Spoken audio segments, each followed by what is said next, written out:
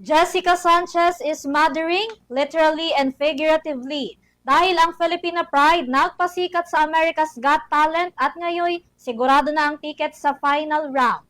Makibalita tayo kay Sam Martos.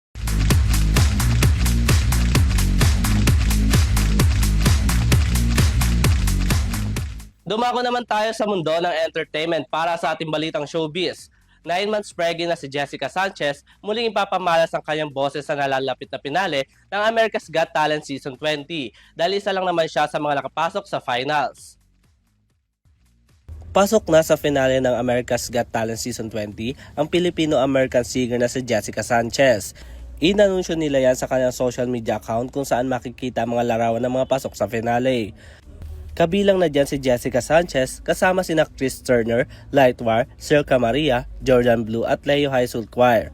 Kinanta naman ni Jessica sa semifinals ang kantang Golden Hours.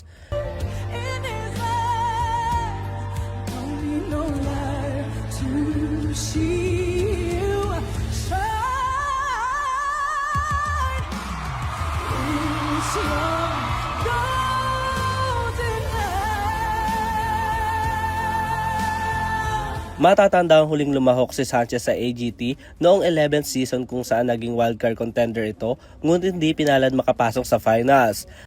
Samantala magaganap naman ang finale ng America's Got Talent sa darating na September 23 at ang announcement of winner ay sa September 24 matapos ang public votings. At yan ang ating balitang showbiz. Muli ako si Sam Martos. Balik sa inyo Vanessa, Henry at Mia.